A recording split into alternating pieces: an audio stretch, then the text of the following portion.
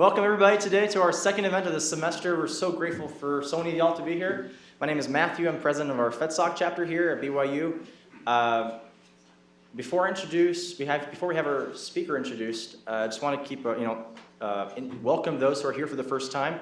FedSoc, we're a group of conservative, libertarian students, or anyone who's interested in the sharing of ideas. We have all kinds of topics that we discuss. We love the sharing, the opening of ideas, and to have people being exposed to different ideas, and we're very thrilled for you to be here. Upcoming in our schedule next week, we have Alan Gura, who's the litigator who argued McDonald and DC versus Heller. He'll be coming to talk about future gun cases, magazine restrictions, etc.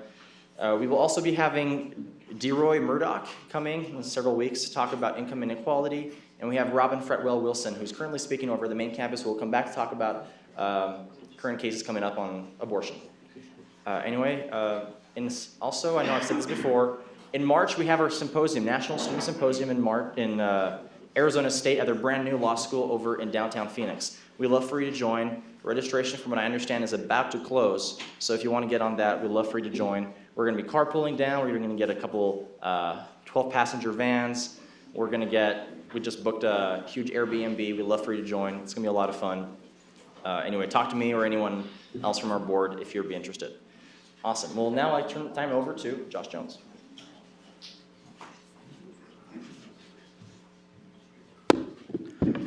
Good morning, or good afternoon. It's my pleasure to introduce our speaker. Ms. Heather McDonald is the Thomas W. Smith Fellow at the Manhattan Institute, a contributing editor of City Journal, and a New York Times bestselling author. Ms. McDonald's work at the City Journal has covered a range of topics, including higher education, immigration, policing, homelessness and homeless advocacy, criminal justice reform, and race relations. Her writing has appeared in the Wall Street Journal, Washington Post, New York Times, LA Times, and the New Republic. As Ms. McDonald's newest book, The Diversity Delusion, argues that toxic ideas first spread by higher education have undermined humanistic values, fueled intolerance, and widened divisions in our larger culture. Recently, a Dennis Prager video and a Ben Shapiro interview featuring Ms. McDonald and her book were released online. A non-practicing lawyer, Ms. McDonald clerked for Judge Stephen Reinhart of the Ninth Circuit and was an attorney advisor in the Office of the General Counsel of the EPA and a volunteer with the Natural Resources Defense Council. She often testifies before U.S. House and Senate committees. A frequent guest on Fox News, CNN, and other TV and radio programs, Ms. McDonald holds a BA in English from Yale University, an MA in English from Cambridge University, and a JD from Stanford University Law School. So please join me in welcoming Ms. Heather McDonald.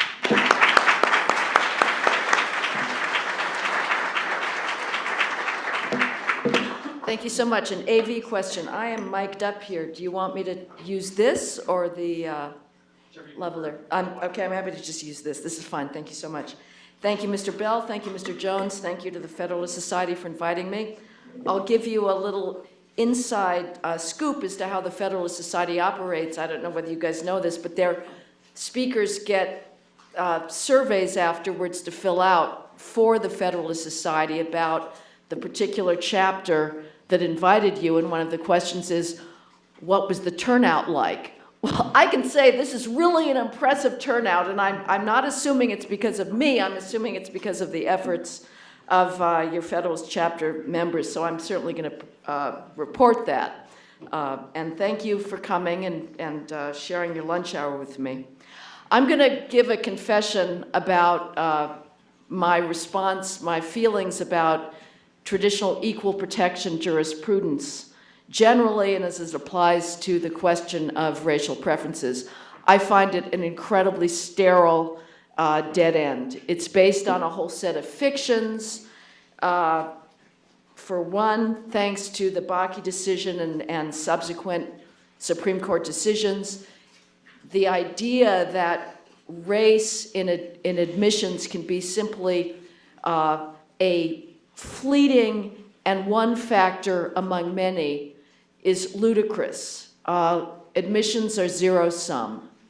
And for every applicant you prefer on the basis of something that I would argue is as irrelevant as something like race or gender, that is another applicant who is not being admitted. So that whole idea that was put into play with Bakke that, well, you can't have quotas, but you can use race as one factor, It's a hollow distinction.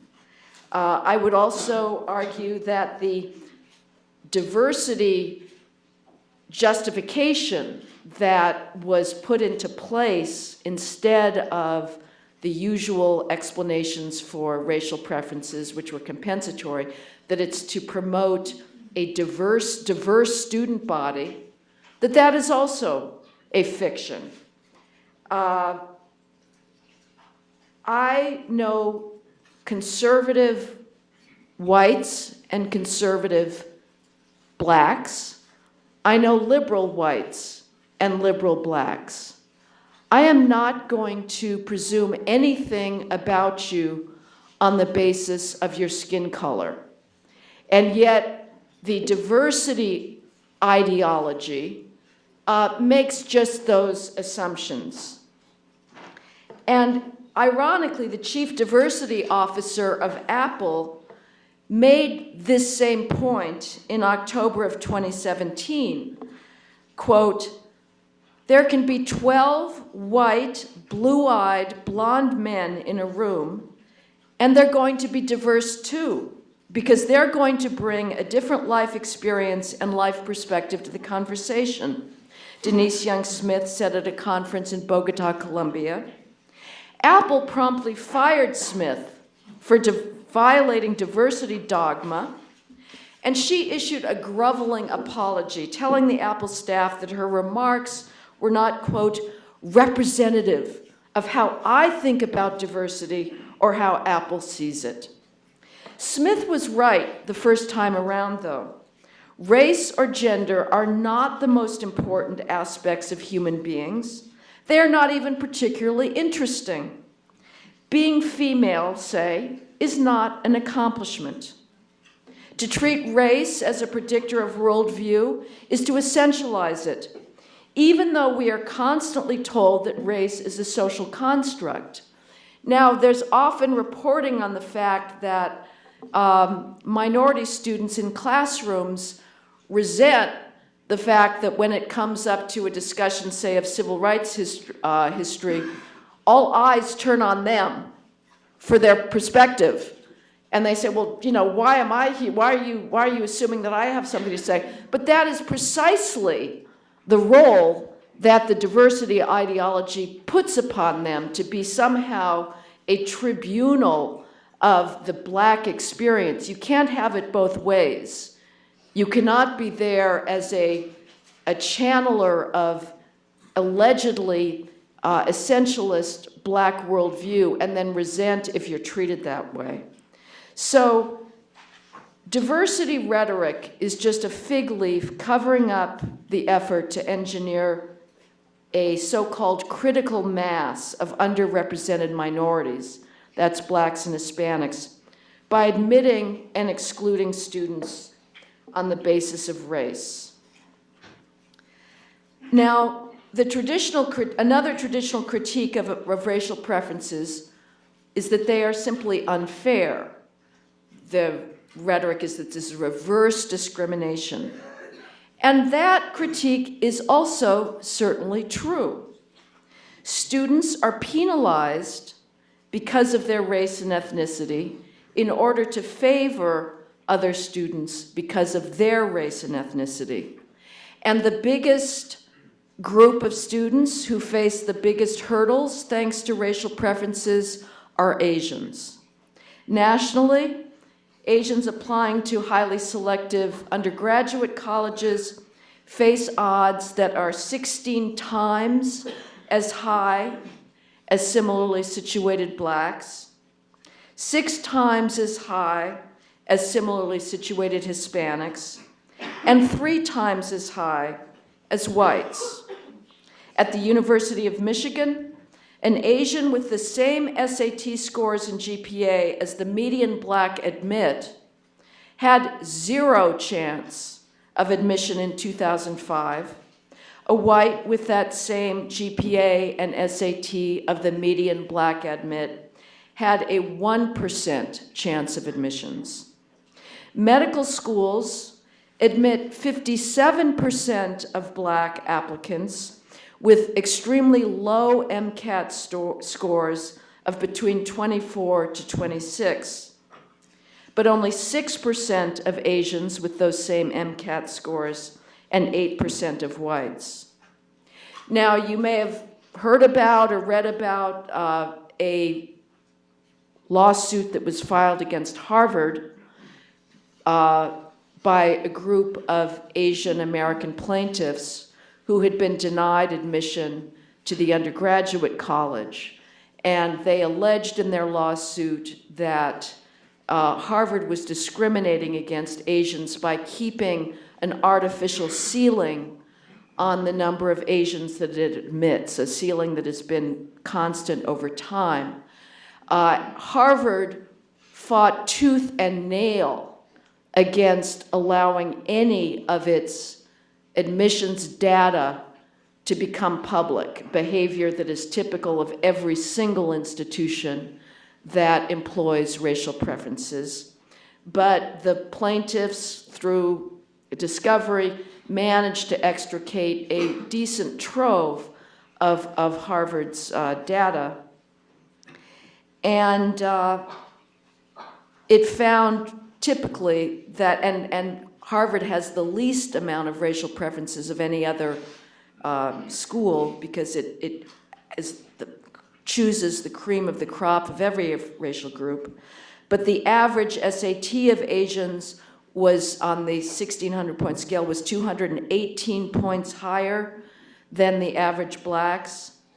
Test scores and GPA that would give Asians only a 25% chance of admissions were a virtual admissions guarantee for blacks, giving them a 95% chance of admissions. So Asians, not just at Harvard, but across the country, are clearly penalized by a racial preference regime, penalized for their extraordinarily hard work and academic dedication, again, simply by virtue of their national origins and ethnicity. But I personally find neither of those arguments, whether it's the constitutional strict scrutiny standard or the unfairness argument, the biggest flaw with a racial preferences regime. To me, the biggest problem is that it actually does not benefit its alleged beneficiaries. And this is a critique that has come to be known as mismatch theory. And its progenitor is a liberal law professor at UCLA Law School who is fully committed to our civil rights ideals. He recently wrote a book arguing for more government involvement in achieving residential housing integration. But he is worried that racial preferences actually work against their alleged goal of graduating more underrepresented minorities and putting them into the economy. Richard Sander had a database of tens of thousands of law school records from a project that the Law School Association Committee had created. And he's looked at that analysis to see how preferences work. But let me first take it out of the issue of race and give you an analogy to think about how preferences work in the area of gender. Let's say MIT wanted to increase the freshman females in its incoming class for the same reasons of, oh, well, we need gender parity, and admitted me to the freshman MIT class. And let's say I had a 650 on my math SATs on the 800-point scale. But the vast majority of my peers at MIT had been admitted on a purely gender-blind meritocratic basis, and they all averaged close to 800s on their math SATs. Well, what's going to happen to me on my first year at MIT? The teaching is going to be pitched to the average level of my peers. It's going to assume a level of academic preparation that is beyond what I am ready for. There's nothing wrong with that. It's just the case that professors are going to orient themselves towards the average in the classroom. And so I'm going to struggle. It's going to be harder for me to keep up with freshman calculus than it will be for my peers who have been admitted on a purely meritocratic basis. And I may conclude either that I'm in an environment for which I was unprepared. That would take a lot of self-awareness to reach that conclusion, or I may conclude that I'm in an environment of gender bias and rape culture. Now, the same thing applies to underrepresented minorities who are the beneficiaries of racial preferences. This is what Richard Sander found in looking at law schools, virtually all of whom admit black students with very large gaps in their academic preparedness compared to their peers. In this national sample of tens of thousands of law school students, after the first year of law school, 51% of black law students, 1Ls, were in the bottom 10th of their class compared to 5% of white 1Ls. 2/3 of black students were in the bottom 5th of their class. This first-year gap does not close over the course of law school. Black students are twice as likely to drop out of law school as white law students. Only 45% of black law school graduates pass the bar their first time around, compared to 80% of white law school graduates. And blacks are 6 times as likely to fail the bar after multiple attempts. So this is Sanders' key point. We end up having less black lawyers than we would have had they been admitted to law schools for which they were academically competitive. Now, using diversity as a fig leaf or using racial preferences is not a great way to fight racial stereotypes if we think this is still a problem. If you have students that have been admitted, or gender stereotypes. Let's go back to the MIT example. If the point was to fight gender stereotypes about females in STEM, admitting females who are not competitive with their classmates and who end up in the bottom tier of their class is not a good way to fight gender stereotypes. Now, this same mismatch effect has been documented in other institutions, one of which I write about in my book at Duke. And it was a very interesting study by an economist there. It turns out that a greater percentage of incoming black male freshmen at Duke intend to major in a STEM field than white male freshmen.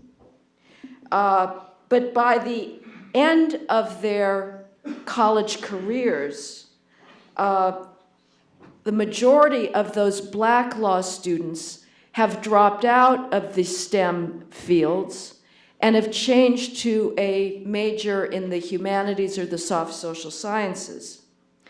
Why is that?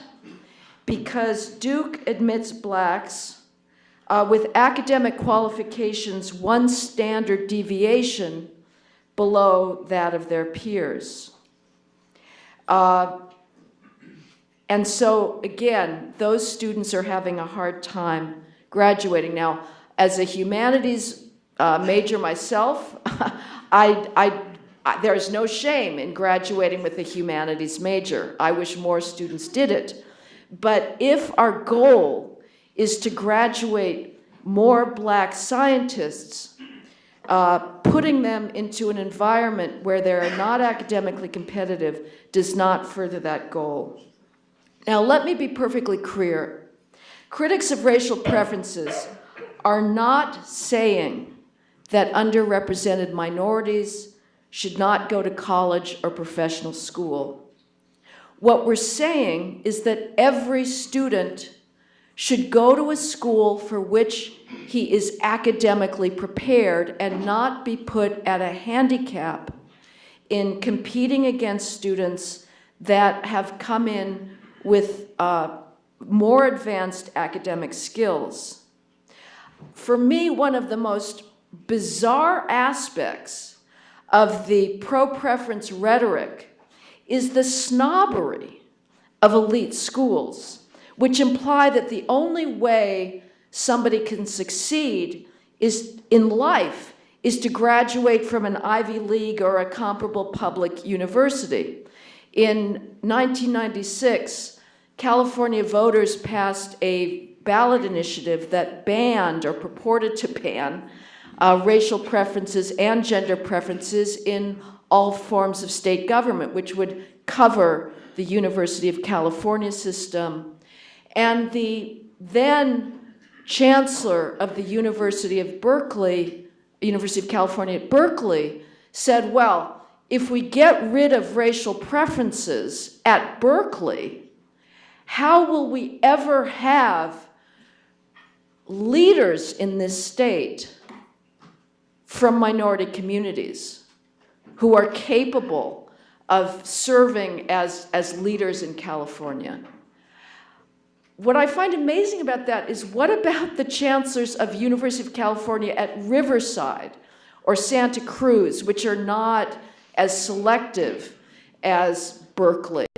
The implication is that anybody who graduates from the University of California at Riverside is somehow handicapped for life and could not possibly go on to have a successful career and be a leader in his field. And if that is the argument, then why don't we shut down every second and third tier academic institution so nobody faces this life-crippling handicap of going, say, to a Boston college instead of a Harvard, or a North Carolina university instead of a Duke.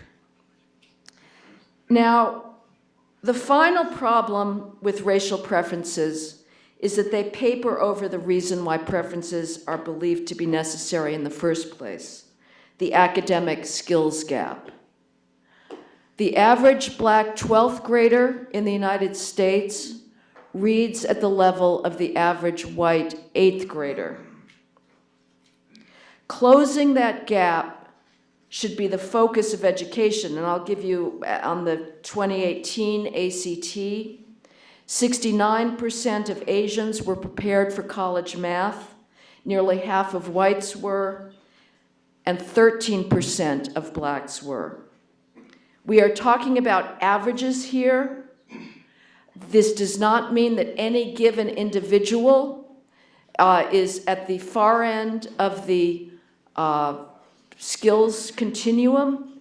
So knowing somebody's skin color tells you nothing about where they may be on that skills gap continuum, but nevertheless, the averages are what they are and mean that for any highly selective university, or really any selective university, to engineer this critical mass of underrepresented minorities, they're going to have to dig much deeper in the applicant pool. So that is the problem that should be concerning us, and closing that academic skills gap should be the focus of education. Were it closed, the entire spurious discourse of diversity would disappear entirely. My solutions would be admit students on objective meritocratic grounds to make sure that all students in a college or professional school are equally prepared to succeed academically. Colleges, however, will do everything possible to hold on to their preferences regime, no matter how counterproductive and unfair it is. Presented with the data on mismatch, which is growing and growing and growing, they simply choose to ignore it. I think the Harvard lawsuit may be read very narrowly, and I am not convinced that it's going to bring about any major change in how universities go about admissions. So the second best solution, if we can't get rid of preferences entirely, which again, I think is the ideal, would be simple, utter transparency. This again is something that academic institutions fight tooth and nail. They do not want the public to know the degree of academic skills gap, and they also do not want the public to know what happens to students admitted under different levels of academic incoming qualifications over the course of their careers. Richard Sander has been suing the California Bar Association to try to get its data, that is a very rich data source that would give him college GPAs, LSATs, and in California what happens with law school GPAs and bar passage rates. And the California Bar Association, with the pressure from various attorneys' advocacy groups, is again fighting him tooth and nail. He recently lost at a state court. This is going to be on appeal. But if colleges are so confident that racial preferences are both fair and a positive policy, they should have no qualms about releasing anonymized data that would reveal nothing about any individual applicant. And it would also allow students to know what their chances are for graduation by choosing any given school. Again, I cannot emphasize enough the really sort of repugnant elitism of this discourse that shows nothing but contempt for schools that are not in the absolute top tier. So I will leave it at that and look forward to your questions. Thank you for your attention. Thank you. Thank you. Thank you. Hello? Awesome. Yeah, we have some people are tuning in by video or also through Zoom, I believe. So for questions, we're gonna make sure to use the mic so everyone can hear us. Alrighty, so, okay, where to begin? Let's start right here.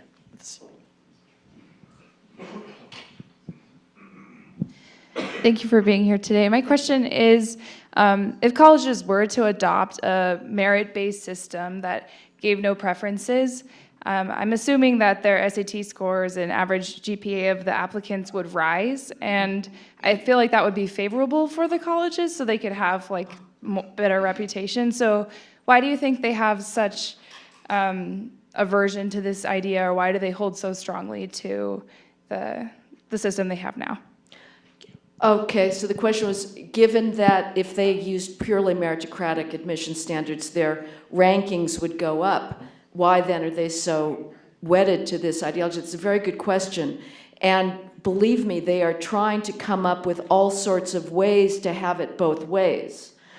This is what's behind the recent move to make the submission of SAT and other test scores optional, because they're assuming that the students with the most competitive SAT scores will submit, and those that are not competitive won't submit. And so the Obviously, their rankings will be based on simply the best possible slice of the incoming student body. But the main reason is simply ideological. College administrators feel a noblesse oblige at looking out over a diverse student body. They feel that it is their proof of sort of a racial dispensation. But the interesting thing is that were we to go to a colorblind standard, the overall number of underrepresented minorities in academic institutions would not go down.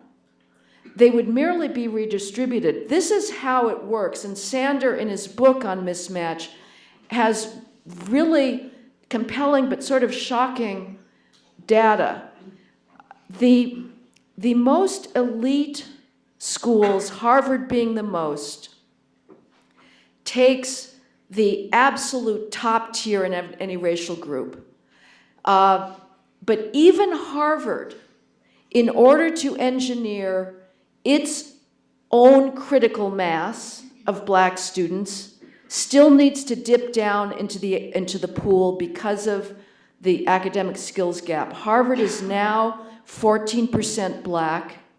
Were it to go to a colorblind meritocratic admission standard, it would have a 1% black student body in its undergraduate class. So if we got rid of preferences, Harvard would have fewer blacks. But the blacks that are not being admitted to Harvard under a meritocratic standard would be available to the next tier, or tiers, so Yale, say, would have a shot at those, that runner-up. But what happens now is as you go down with tier after tier, the racial admissions gap actually increases, so that schools in the third and fourth tier have to dig deeper and deeper into the black applicant pool because students who are competitive, and I'm sorry to be using these terms because it sounds like we're talking about selecting cattle or something. It's a very uncomfortable thing to say, but this is something that is forced upon us by the regime of preferences. And so the third and fourth tier schools, you would think, hypothetically, if you came at this as a sort of first cut, you might think that that's where the skills gap is the least, but it's actually the greatest. And that is a problem, again, for those students.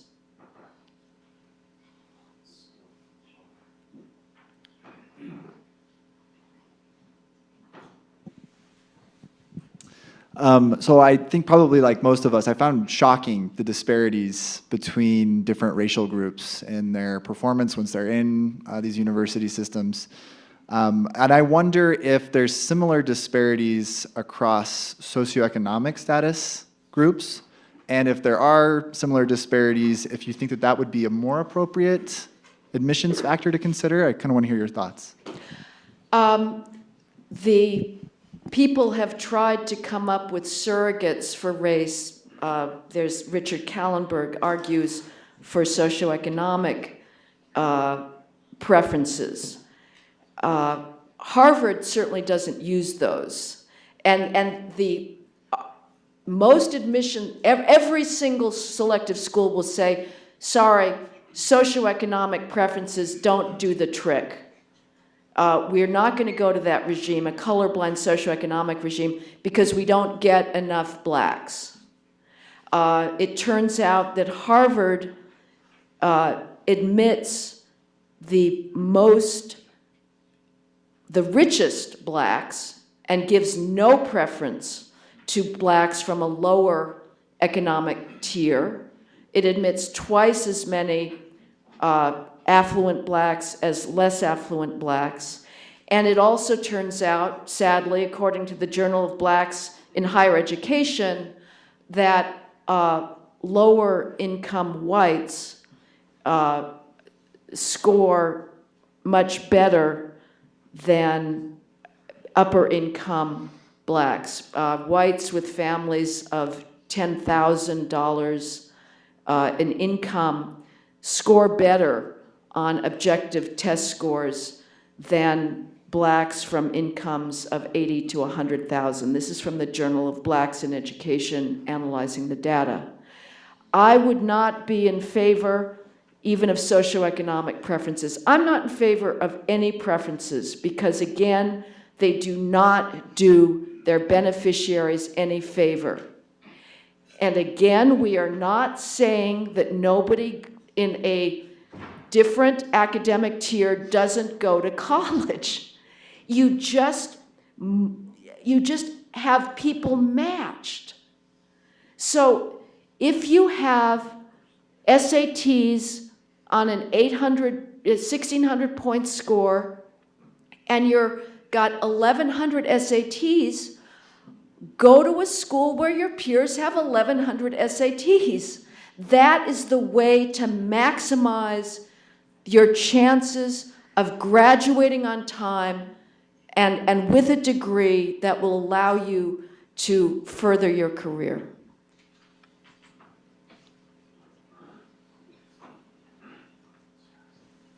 So full disclosure, I am class of 2016 Harvard College. I also, I also interview for them, and so I have been trained by them, and I've been told the secret things that you are talking about, and I can say that they are not as maybe prevalent as some people might assume. Mm-hmm. There is that critical mass factor, but when you're saying that nothing should be considered, one of Harvard's missions is to create a class. It's to have that experience that you say.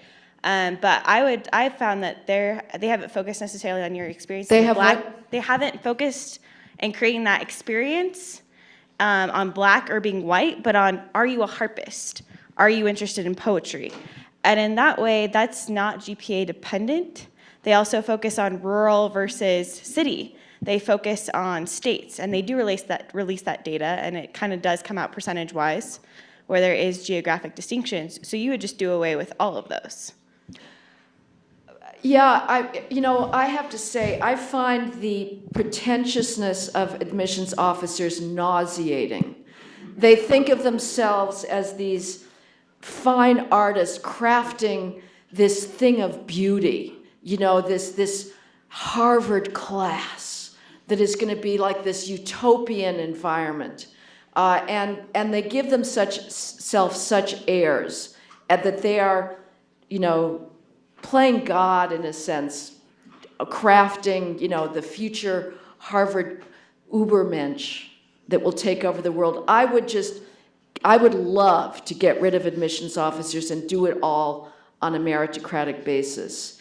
Again, the data shows it is simply not the case that race is not either a hindrance if you're Asian or a positive factor if you're black. Again, Harvard's own data shows it would be 1% black students compared to 14% if race was taken out of the picture.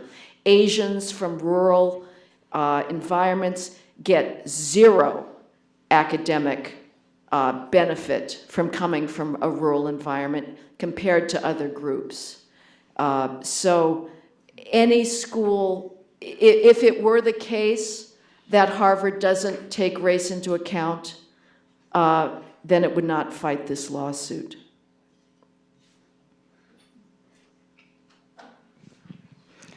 Okay, so I have a bunch of thoughts going around in my head, so sorry if this isn't as articulate as I want it to be. So you frame a lot of this talk of diversity as blacks and whites. Sometimes you mention Latinos, and sometimes you mention Asians. So I'm half Native American, half Polynesian. We almost never end up on any of the statistics because the number of Native Americans and Polynesians who are ever admitted into college, let alone graduate school is very, very small. And so, and a lot of that has to do with the test scores. And so my question really centers around how do you justify giving preference to test scores, which we claim to be objective, but we know aren't necessarily always objective, right? There are a lot of different factors that go into how well someone does on a test. For example, I have a learning disability, and so it takes me a lot longer to get through things. It takes me a lot longer kind of to go through my studies, and yet I found a place for me here, right? You found what? I found a place for me here. And so I guess I'm confused at why we focus on test scores being so objective and being the ultimate decision maker when we as people are so much more than just a number. So how do you propose that we separate our identities, including my identity as a woman, my identity as a person of color, from the rest of us, and boil it down to a simple number? And it's not necessarily, my question revolves more around what is it that makes these test numbers so much more important than any other aspect of an applicant's essay. So, I understand. Yeah. Okay, those are great questions. Because we don't have any other indicator that is better at predicting college success than test scores. It's fresh SATs predict 25% of the variance in a freshman's college experience. You may say that's really low. But the other factors that have been presented as alternatives to using objective test scores predict about 1% of the variance. You know, there's various phrases like spark and character that have been presented. The people, assuming that those are even rated objectively, they predict much, much less of the variance in first-year grades. I would also say that we are living through a narrative in this country that holds that the United States is rife with discrimination. That according to Ta-Nehisi Coates, that campus idol, the very essence of America is to destroy the black body. That any disparity in outcomes, any disparity in representation in different institutions must, by definition, be the result of race and gender discrimination. You are not allowed to look at cultures, behaviors, aptitudes, skills, and preferences. If that is the case, if discrimination is so pervasive in our culture, in our decision makers, why do we want to give that degree of discretion to decision makers? Again, you can't have it both ways. You can't say that this is a racist society that is looking for any excuse to discriminate against people of color and to be against objective measures. Now, you may say, well, the tests are biased. They're not. I can guarantee you that these objective tests have been scoured for decades for any possible disparate impact. Any question that has a disparate impact on any given chosen demographic group is thrown out the window. So again, the College Board is constantly trying to lessen the outcomes that are not race proportional or national origin proportional. So they are not biased. I would also say, as far as I'm concerned, and again, the SATs were created precisely to be an objective test of academic merit in the 1940s. Let's find those students that have not come out of a prep school environment, that have not gone to Andover, and have, you know, come from the whole WASP elite. They're out there. Let's use an objective test that will circumvent what was then possibly the snobbery of the Harvard admissions office, that, oh, well, we only take people from Andover and Exeter. It's a quite curious thing. Now the argument is just the opposite, that we don't trust objective tests. We want human decision makers, but that we also have a discourse that says humans are inevitably racially biased. So it doesn't, you can't have it both ways. I would also say that I do not think that race, ethnicity, and sex and gender are the most interesting parts of a human being. I simply don't think that they are proxies in any meaningful way. If this whole fig leaf rhetoric of diversity really meant something, these colleges would be admitting on political grounds. I can tell you as a conservative, there is a much bigger gap between my worldview and a progressive when it comes to understanding socioeconomic disparities. I have a lot more in common with your next coming speaker, DeRoy Murdoch, who happens to be black.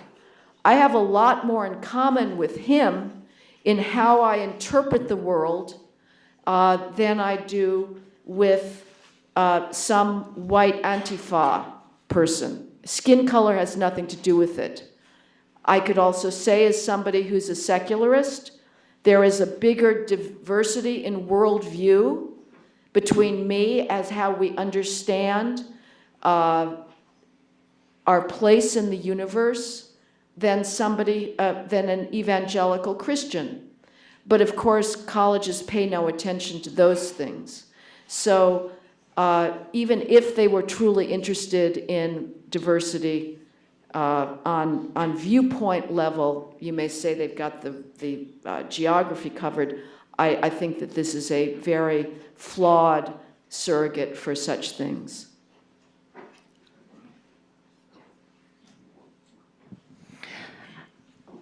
During the segregation years, I can well imagine white women from elite institutions strongly advocating for segregation in schools, using scores, test scores, for their reasoning, and denying that they're doing anything other than making an anti-classification argument, that the black children, because of their scores, belong in separate schools. How would you distinguish your argument and your advocacy from those points of view? I don't think those arguments were made. And again, I mean, for objective scores, if you believe that we are a racist society, take the decision maker discretion out of the picture. The evidence is clear. This again is the reason to oppose racial preferences. They work against their beneficiaries. I would not want to be an MIT undergraduate if there was a standard deviation or two between me and my peers, whether my peers were females or males. I'm starting that academic experience with a handicap. If it closed, if we had evidence that students admitted with racial preferences ended up on the top of their class or in the upper tier of their class, then we should re-examine it. But the data that we have shows that they do not close that academic gap over the course of their college careers. And there is a massive need for tutoring, and it doesn't work. So what should concern us is not engineering some racial proportionality. That will come as long as schools choose all students on the basis of their academic qualifications? Why should whites and Asian students alone be chosen on the basis of their academic qualifications and Black and Hispanic students be chosen on the basis of race? I think that is, again, you could argue it's an equal protection problem. I think it's a utilitarian problem. Right over here. To your right. Right here. I have two questions. First, you had stated that through a colorblind analysis or criteria, you would have a lot more Blacks or people of color at other schools that would not be first-tier schools like a Harvard or maybe a Yale. But what are, and then you also stated that those who are Black have higher chance of being in the lower 10% of law schools. What are the, do you know some of the statistics based off of employment for a top tier school like a Harvard in their bottom 10% in their employment rate versus a second or a third tier school, which with a colorblind scheme, they would end up at those types of schools, then would the employment be less? And then additionally, you had mentioned that there's a higher chance of dropping out. And is that dropout rate, what's the difference between people of color being at a top tier school, like a Harvard dropping out, versus someone who's at a third tier school and can see that their chances of potentially their chances of employment are less, so they drop out? Mm-hmm. Okay. It is, employers are really eager to have a neutral, facially neutral reason for their own diversity. So obviously employers do privilege more elite schools.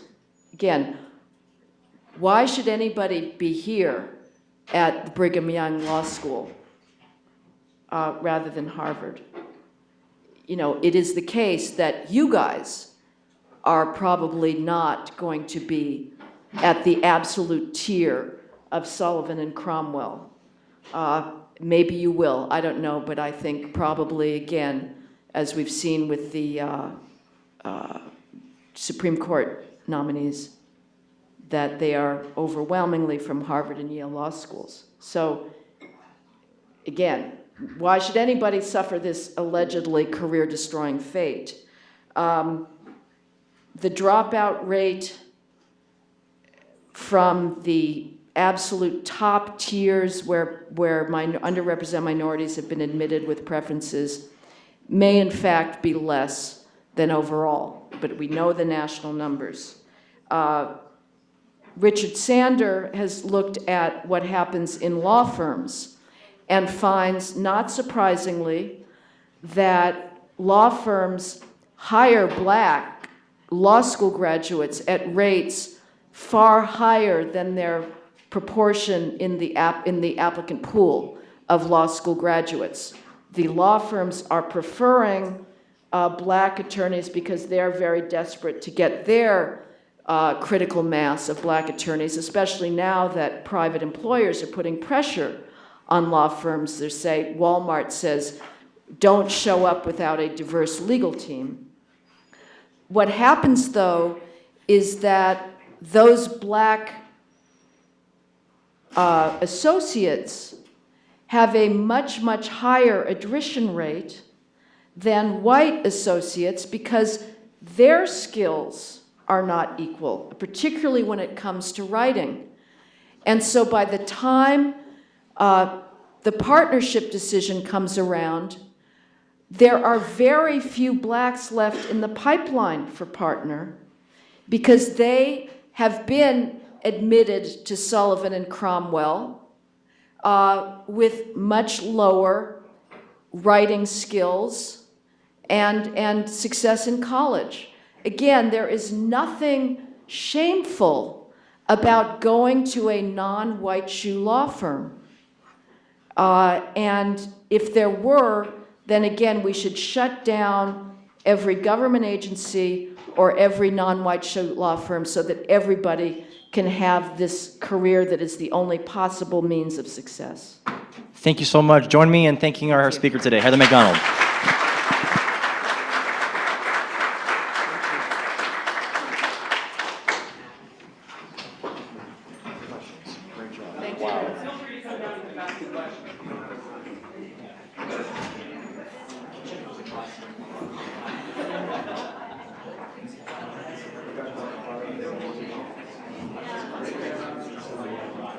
You guys, just kidding. There's a class here, so if you have questions, let's step just right outside and you can interact with Heather.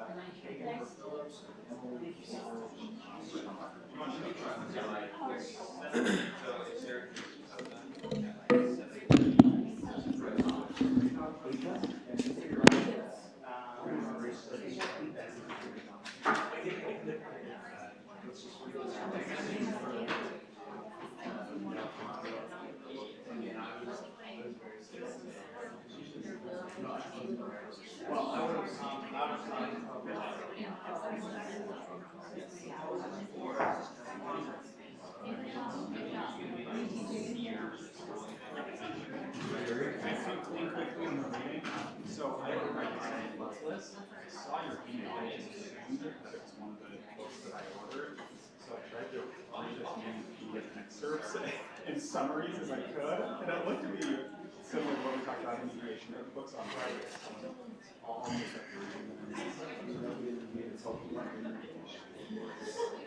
Yeah, because there's a GM example. There's a I recommend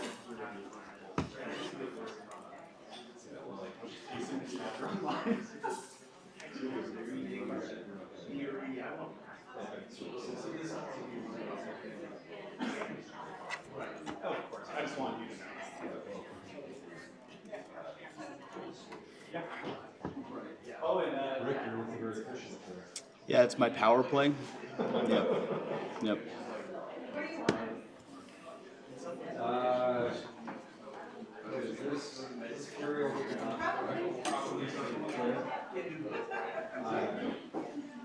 don't know.